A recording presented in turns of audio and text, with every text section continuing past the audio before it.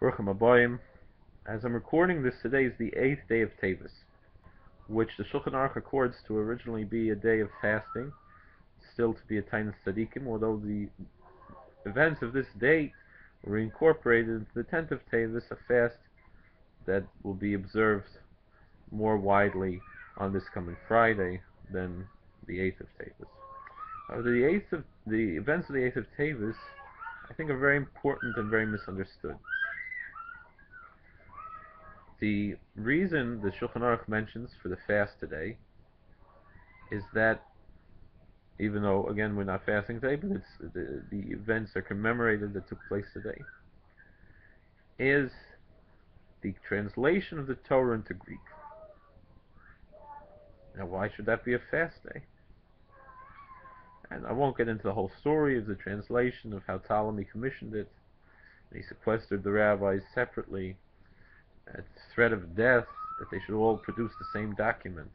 And a miracle took place that they did produce the same document, and there's different examples of changes that they made, which they felt maintained the integrity of the message of the Torah, which could be easily misinterpreted, and they all made the same decisions miraculously. But it's a big question. Why is this translation a cause for mourning, and yet other translations like the Targum Onkelos, the translation to Aramaic, is a cause for celebration, and something that's printed is considered to be sacred? It's printed together with a Chumash. Every Chumash has the text of the Chumash and Rashi's commentary, and Targum Onkelos, the translation to Aramaic. Why is that? Not every Chumash, but the vast majority of Chumash. So that's a cause to celebrate, and yet we mourn the translation to Greek. The reason can be linked back to exactly what the story goes, that the sages were told to translate it, and they had to all produce the same document.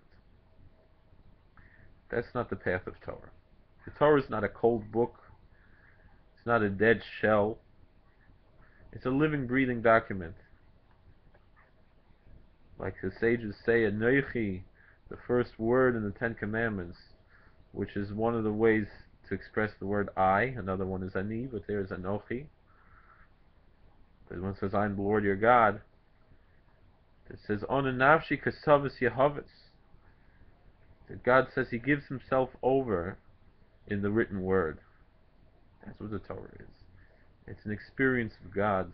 It's connection to God. It's a relationship with God through the word. And that cannot be experienced with the cold shell of a literal translation, which is what the Targum Meshivim was. The Septuagint that we have today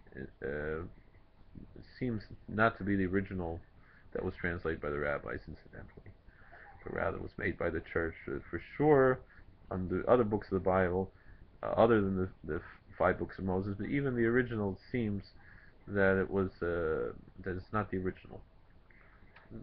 That being put aside, Targum Onkelos that we celebrate so much is not a cold translation. It's a running commentary. It's a living, breathing interpretation based on the Masorah that we received from Mount Sinai. And the Septuagint is just a translation, a literal translation.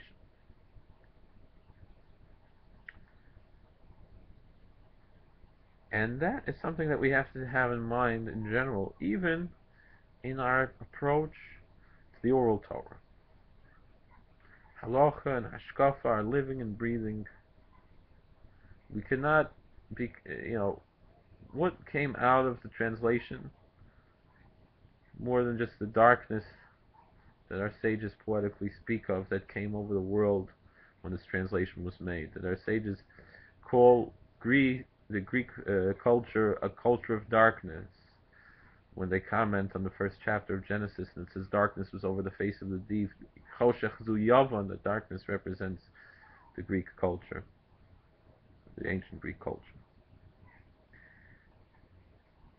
It's an idea of taking away the light and the living, breathing living Torah, and turning it into something that's cold, that sits on the shelf, that you can read, and it's part of the great literature of the world, and nothing more.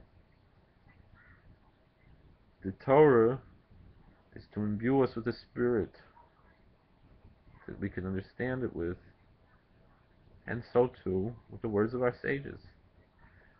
Those heretical groups that denied the oral Torah, or the Sadducees and later the Karaites, really have their roots in the Septuagint, in that approach to Torah, which was not the original Torah that was given on Sinai, which was white fire on black fire written on white fire. Eish das lamai, as the Torah says, fiery law,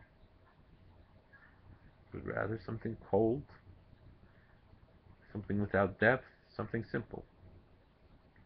So, this is something we have to bring into our lives, and I believe that it's significant that as we go into the days of Shavavim, which this year will be 8 weeks because we have a leap year, Shavavim Tat. As we go into these days of Shavavim Tat, which are days when we fix the very foundations of our life, through fasting, through Torah study, through charity,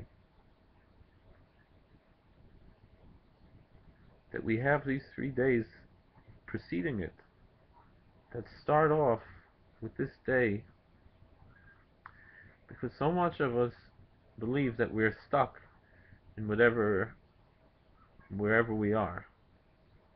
And the message of the Torah is that we can go beyond those boundaries. Of course, there are boundaries the Torah gives us,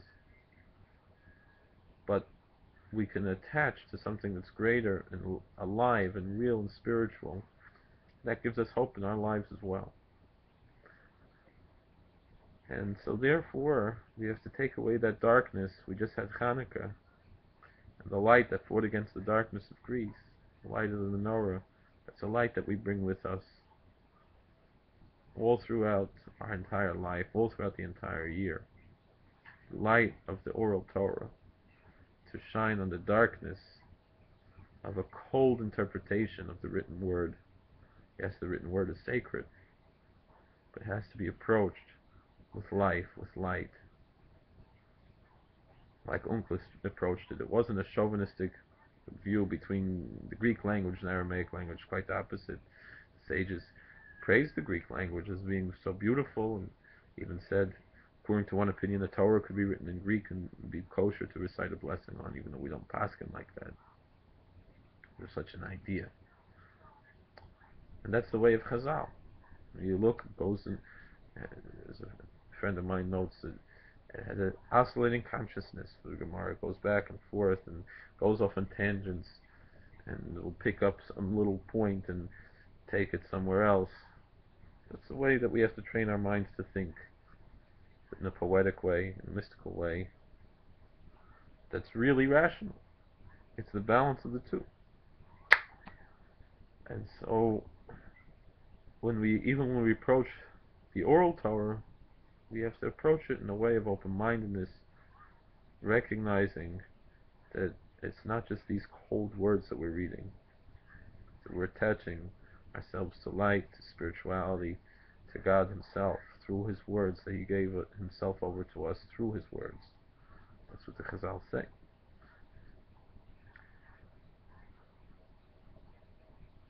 And let's hope that we can imbue our words with light, our Torah study, our Torah observance, with devotion, with authenticity, but with life, with a fire, with a brand. And with that, we can overcome the damage that was done on this day with the little Hanukkah lights. We can accomplish big things and chase away all the darkness. Have a meaningful day.